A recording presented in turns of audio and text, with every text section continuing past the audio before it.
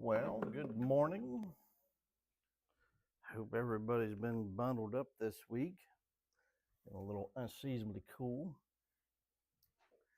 I think last night it said that there was wind chills of minus 15 out there. So not not the most pleasant weather, but the sun's been shining, but it's been cold. But nonetheless, glad to see that everybody came out this morning to worship our Lord and Savior and God the Father. And what a wonderful thing that is to come and do. So this morning I thought we would talk about the dangers of jealousy and envy. I think we're all guilty of these emotions at various times throughout our lives, even after we become Christians. And we're going to examine the relationship between Saul and David to see or to try to contrast and find what some of these dangers, or when we allow our emotions to get away from us, what are some dangers that we're facing. I don't know how far I'll get this morning. I have about 5 or 6 extra slides than what I normally do, so I will probably go through half of them this morning and then probably through the other half this evening. But who knows? Maybe they'll go faster than what I'm thinking, and maybe we'll get through all of it. We'll see. But I imagine we'll probably just do half of them this morning. And so this idea, now I'm not going to begin by reading our proof text. Like I say, it'll be 1 Samuel chapter 18, but we'll read it as we go along because there's quite a bit to cover there. But keep your thumb there in your Bibles because we'll be referring to it back quite often. But King Saul is the main character in 1 Samuel chapter 18. And he, and in a very graphic way, illustrates the evils of the two sins in particular. Jealousy and envy are very similar in meaning. Matter of fact, probably if you looked up synonyms, they would probably be there, listed amongst one another's list of synonyms. They involve the feeling of displeasure produced by witnessing or hearing the advantages or prosperity of another. That's Webster's Dictionary's definition. Displeasure in hearing the advantages or the good of someone, around us. They also involve longing after or coveting some advantage or possession of another. This would be like a jealous boyfriend, or being jealous of somebody else's companion, or boyfriend, girlfriend, husband, wife, that type of thing, or jealous of some material object, jealous of a house, jealous of a job position. I mean, the list would be exhaustive of the things. Envy, on the other hand, is actually a stronger than the word jealousy. And if not repented of, ends in death. It's listed among those heinous things, even right up there. Like when we look into the Beatitudes, we see that it's listed right there of murder.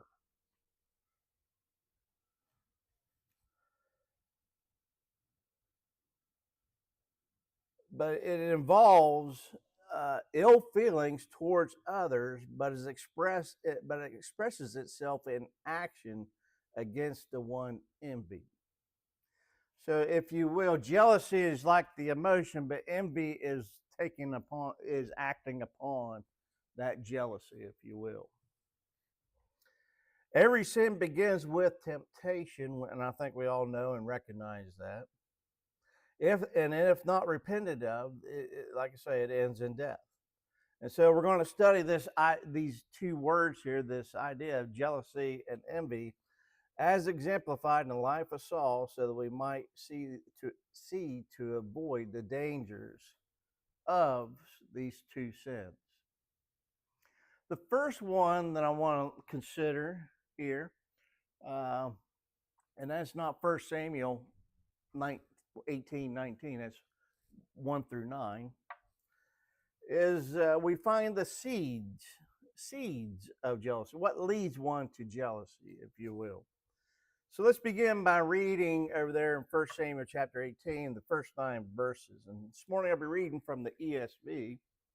It says, as soon as he had finished speaking to Saul, the soul of Jonathan, it's not identified here, but he is the eldest son of King Saul,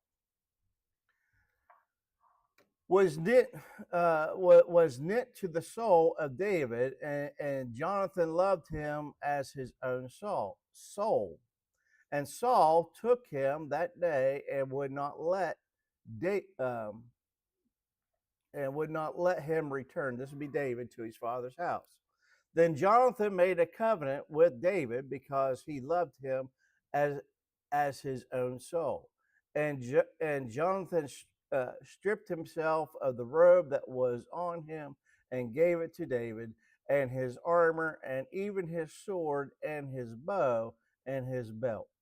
And David went out and was successful wherever Saul sent him, so that Saul set him over the men of war. And this was good in the sight of all the people, and also in the sight of Saul's servants. As they were coming home, when David returned from striking down the Philistine, the women came out of all the cities of Israel, singing and dancing to meet King Saul with tambourines and songs of joy and with musical instruments. And the women sang to one another, and they celebrated. Saul has struck down his thousands, and David his 10,000s. And Saul was very angry, and was saying, and this saying was displeased him. He said, they have ascribed to David 10,000s, and to me they have ascribed thousands. And what more can he have but the kingdom? And Saul eyed David from that day on. So as we find here, he gets upset because, David's more successful than what he is, or what he perceives, anyhow. And Jonathan we might even go as far as to say he's infatuated with David, so much that they're like kinsmen, if you will. They have a great love for one another. It says he loved him as much as his own soul, if you will. In other words, he would probably be self-sacrificing unto David. He would treat him as a brother or whatnot, willing to put his life on the line. So much that he gave him his princely garments. Some say this was it was almost like a metaphor or prophecy of the things to come, that David was given the items that the next king of Israel would receive.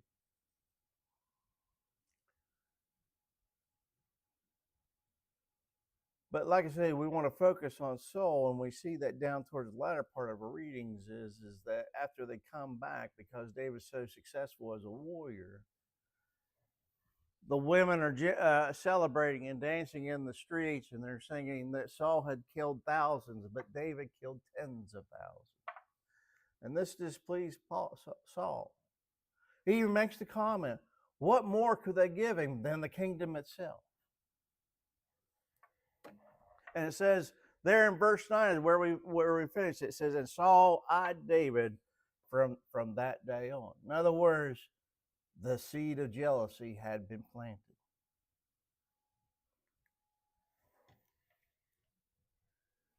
Such as say, in the first 9 verses, we see that the seeds of jealousy are sown in Saul's heart. Like I say, he's jealous of David's accomplishments. He's jealous that they're even so bold to compare David with Saul. Who are they to compare this son of a shepherd boy to me, King Saul? I'm the anointed one. These comparisons were made between Saul and David, of which Saul did not appreciate. That's what we read in verses 7 through 9. He didn't like being compared. He didn't want to hear that somebody was more successful than what he was. The Bible warns us of the folly of comparison ourselves with others. And we really should take this to heart, whether it be on the sports field, or whether it be at work, or whether it be at school. You got to be careful about measuring yourself against others. In a competitive environment, that breeds jealousy so much. Yes, it can compel you to compete even harder, and I guess there's nothing wrong with that. But the jealousy or envy, like I say, acting upon, hoping of ill will, hoping that your opponent gets hurt, or whatever that case may be, so that you may what? Perpetuate yourself above the one that you're envious of. 2 Corinthians chapter 10 and verse 12 says, "Not that we dare to classify or compare ourselves with some of those who are condemning themselves, but when they measure themselves by one another and compare themselves with one another, they are without understanding."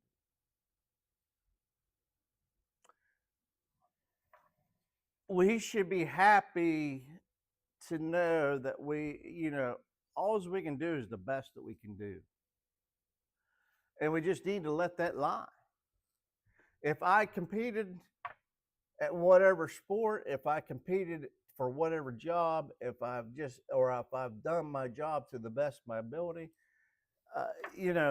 that's all that can be expected, is it not? And we just need to let it lie. It does really no good. What good does it do to become jealous of somebody that might be a little bit better than you? And if you're like me, no more than when I seemed like when I became what I thought was the best, I would bump into somebody that was a little bit better. And it seemed like I was always finding somebody that was always just a little bit better. And that's really, that's true. No, even among elite athletes like the Olympics, if they run more than one race, they don't always win. There are some that are talented, I guess, that might be competitive and be able to win. But usually at that elite level, where thousands of an inch differentiate, often who wins today does not win tomorrow. And so, am I jealous one day and then not so much jealous the next day? I don't know. I'm not that type of athlete. But my point is that on any given day, you may or may not be the best that's out there. And you can't control. You really can't control. The only thing you can control is the amount of effort that I put into whatever it is that I'm doing. And as long as you do that, we should be happy and be satisfied with that. We shouldn't become envious. Saul should have been satisfied knowing that I gone out and I conquered and I did all that I could as king. And you know what? David might be a better strategist. David might be a better general than what I could ever have been. And there's nothing wrong with that.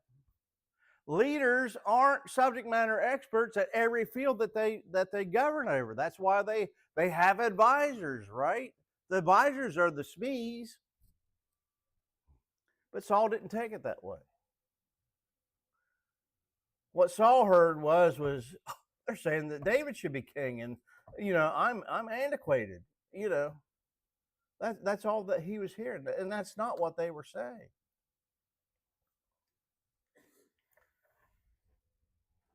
Galatians 6:4 says that everyone should prove his own work. Again, we should just simply do the best that we can. When we read over there, it says, "But let each one test his own work," not his neighbor's work, not the work of your closest competitive friend or whatever. And then his reason to boast will be in himself alone and not in his neighbor. And maybe that's talking about boasting, but also on the other side is granted we shouldn't be braggadocious, but then we shouldn't be envious as well. We shouldn't become jealous because somebody else is a better competitor or was better that particular day.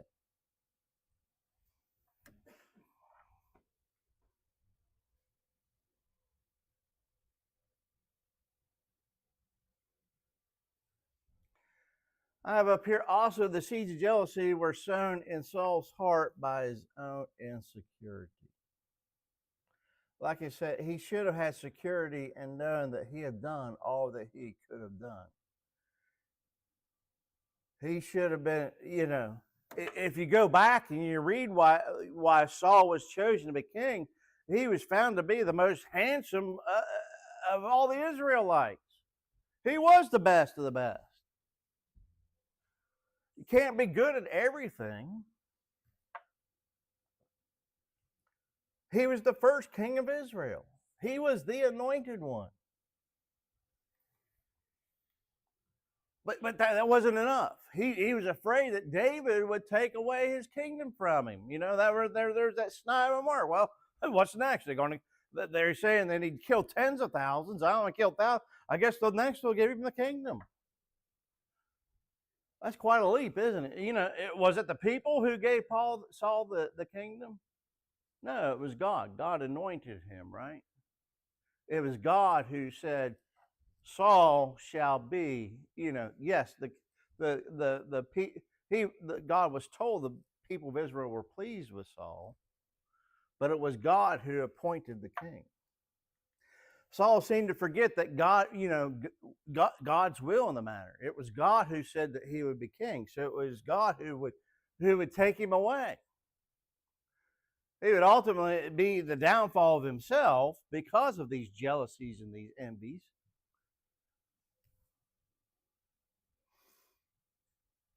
But nonetheless, we can go back to 1 Samuel 18. And this is early on in their relationship. Remember, in the first few verses, we said that he would not allow him to return home. What he had just done, he had just came and just slew Goliath. So that, he had just found out about this guy, David, or this boy, really. If you remember the story of Goliath, nobody wanted to go out there. It's like, well, somebody's got to go out there, and I'll go. And Saul, I would almost say out of his own cowardice, Granted, the king didn't need to be out there on the battlefield, but said, well, send him out. If he'll go, nobody else will go.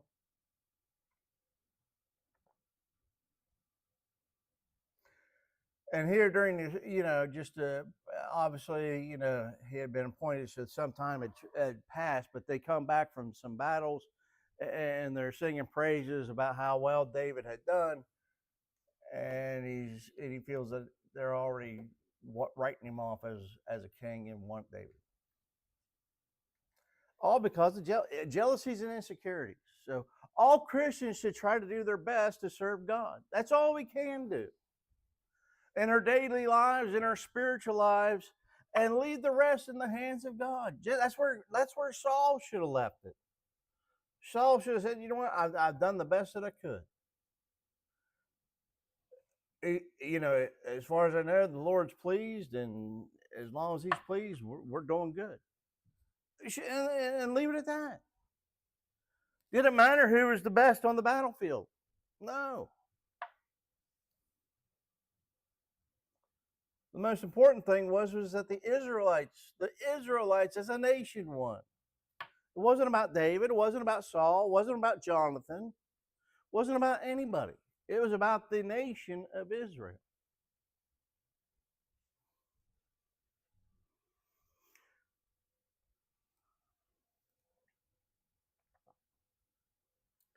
all because of jealousy and envy. And so from seeds comes what? Comes a tree, comes what? Fruit. So that's what we're going to look at, the fruits of jealousy. Now we'll read verses 10 through 27 of our story or account. It says, the next day, a harmful spirit from God rushed upon Saul, and he raved within his house while David was playing the lyre, as he did day by day. Saul and his spear in his hand, and Saul hurled that spear, for he thought, I will pin David to the wall. But David evaded him twice. Saul was afraid of David because the Lord was with him, but had departed from Saul. So Saul removed him from his presence and made him a commander of 1,000. And he went out and he came in before the people. And David had success in all of his undertakings, for the Lord was with him. And when Saul saw that he had great success, he stood in fearful awe of him. But all Israel and Judah loved David, for he went out and came in before them. Then Saul said to David, here is my elder daughter, Merab. I will give her to you for a wife. Only be valiant for me and fight the Lord's battles. For Saul thought, let not my hand be against him, but let my hand of the Philistines be against him. And David said to Saul, who am I and who are my relatives, my father's clan in Israel, that I should be son-in-law to the king? But at the time when Merab, Saul's daughter, should have been given to David, she was given to Abiel, the Mahalbite, anyways, for a wife. Now Saul's daughter, Michal, loved David, and they told Saul, and the thing pleased him. Saul thought, let me give him to her, that she may be a snare for him, and that the hand of the Philistines may be against him. Therefore Saul said to David a second time, you shall now be my son-in-law. And Saul commanded his servants, speak to David in private and say, behold, the king has delight in you, and all his servants love you. Now then, become the king's son-in-law. And Saul's servants spoke those words in the ears of David. And David said, does it not seem to you a little thing to become the king's son-in-law, since I am a poor man and have no reputation? And the servants of Saul told him, thus and so did David speak. Then Saul said, thus shall you say to David, the king desires no bride price except 100 foreskins of the Philistines, that he may be avenged of the king's enemies. Now Saul thought to make David fall by the hand of the Philistines. And when his servants told David these words, it pleased David well to be the king's son-in-law, before the time had expired. David arose and went along with his men and killed 200 of the Philistines. And David brought their foreskins, which were given in full number to the king, that he might become the king's son-in-law. And Saul gave his daughter Michal for a wife. So we start to see the manifestation of this jealousy into what we said, envy, acting upon that. And what was his ploy? Well, if I can't be against him, if the Lord's with him, I'll make him part of my own, right? So there's the The ploy, not did he say my daughter really loves him and they should be united? No, that wasn't his ploy. And then what? Then beyond that, it was what?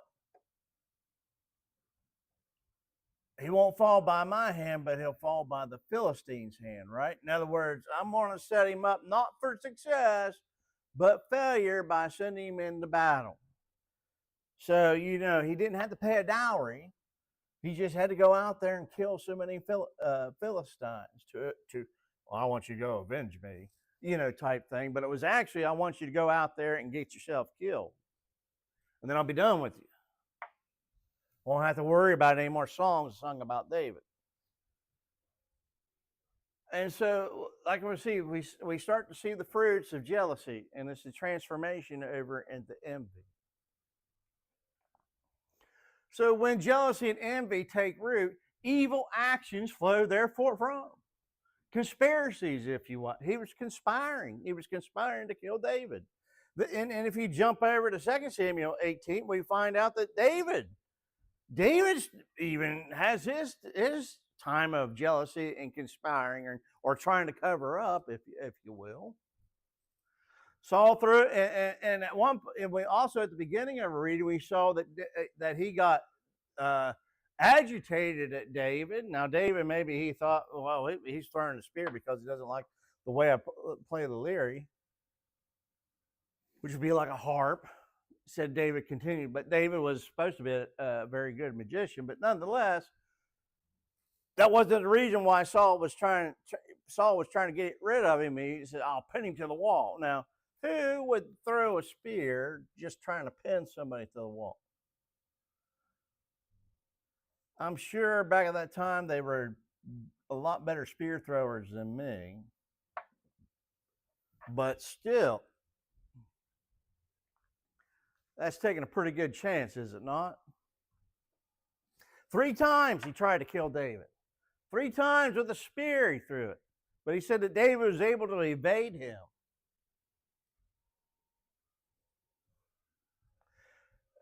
And so, in other words, God's protected him, but, I can't, I'm not going to be able to snuff him out this way. So that's when he came up with the Philistines take care of him. So, it sounded like, he was doing, it sounded like he was doing David a favor, Oh, I'm a poor son, I'm a poor kid from a no-name family. There's no way that my family can afford to pay the price for because back at that time you used to give a large sum to marry a daughter. And of course, however much social status, then how much more of a price that they could have commanded. So she would have been one of the highest priced maidens in all of Israel. And David's like, there's no way that my family can afford that. Who am I to become the son-in-law? I can't do that.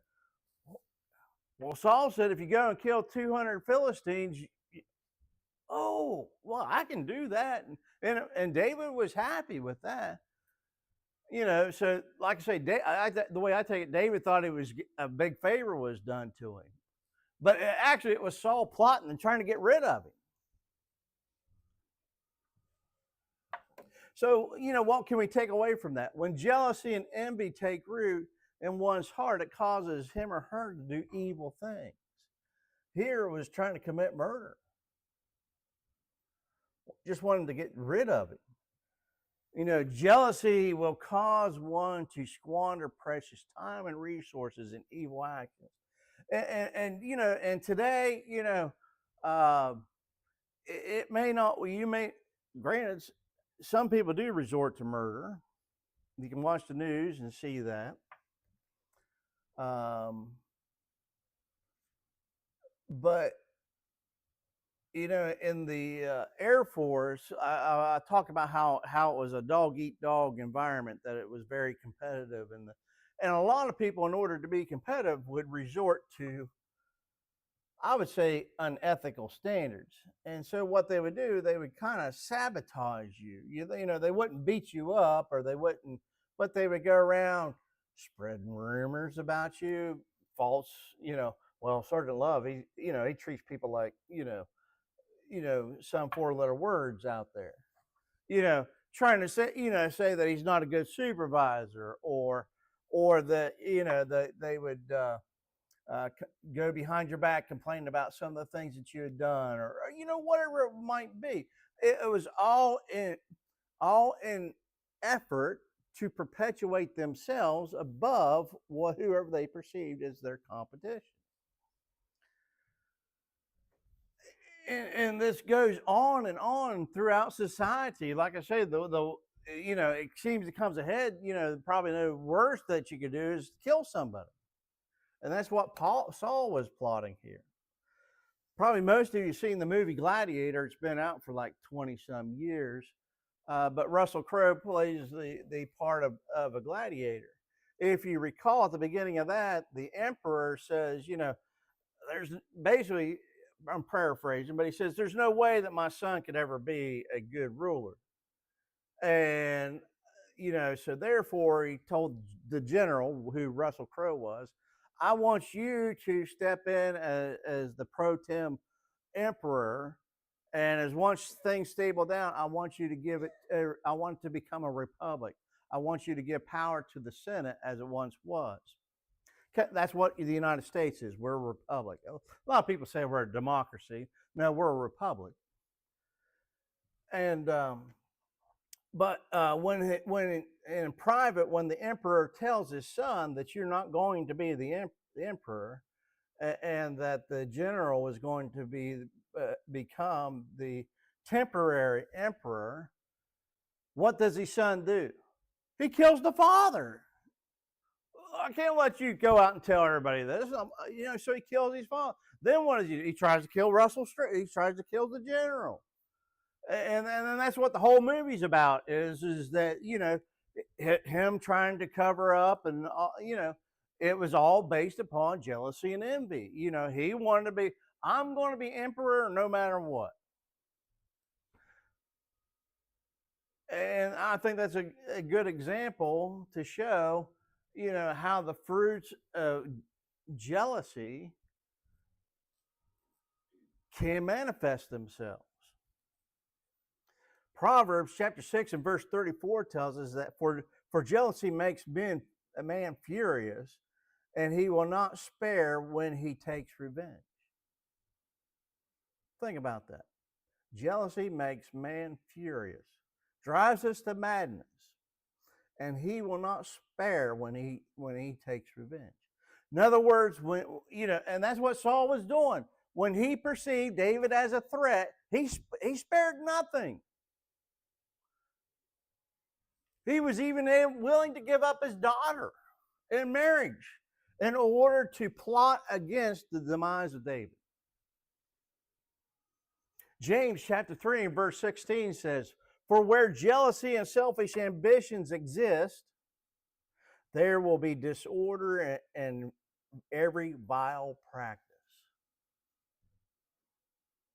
Think of that. When you get jealous, when you feel yourself starting to be jealous of somebody, or become having selfish ambitions, I want to perpetuate myself over whatever my competition is and whatever that might be. James says, there will be disorder and every vile practice. Disorder and every vile practice. You're just when you allow your heart to become jealous, you're setting yourself up for every vile practice to in other words, you're going to start doing evil things. And we got to be so careful about that. There's so much to be lost. One salvation can be lost. You're not only, here Saul wasn't only trying to kill David, but he was really committing suicide, was he not? Because he was committing a spiritual death. And so fear is he was fearful of David, fearful that he might be looked about better, or it says 3 times that he inspired the inspired writer said that Paul was afraid of David 3 times.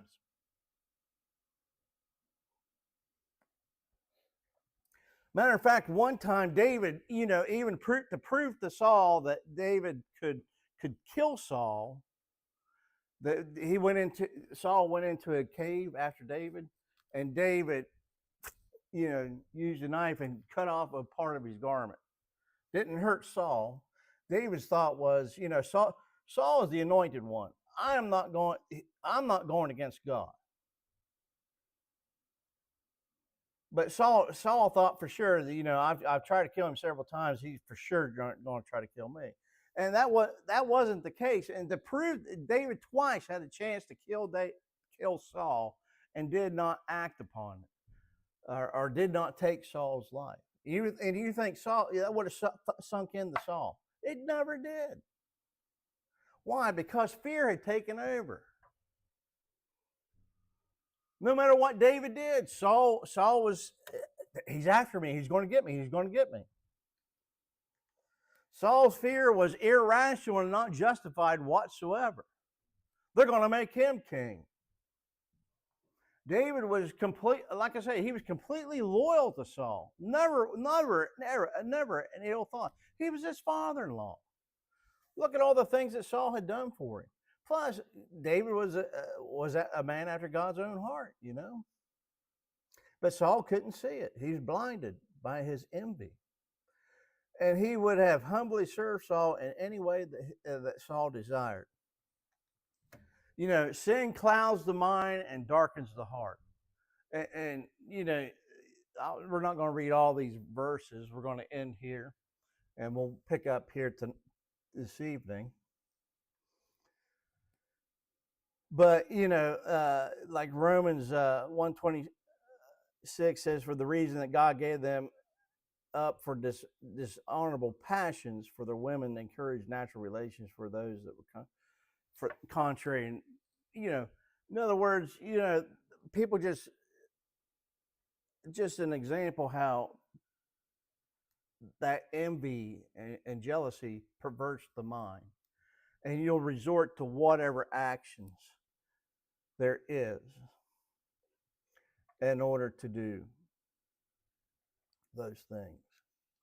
And it's a sad state of affairs. So we need to really, when you see yourself getting jealous over something, whatever that case may be, you really the internal alarm should be going, alarm, whatever, and saying, is this somewhere where I really need to go? Because this is where you could end up. And that's the fruit that can be born through such an emotion. Like I say, we'll pause here, and we've got 2 more points to go over tonight. But I really want to emphasize this because I think we all suffer from this from one time or another. And it's something that can just spiral out of control quicker than I think that we all want to really acknowledge from at any given time. But for right now, we're going to extend the invitation.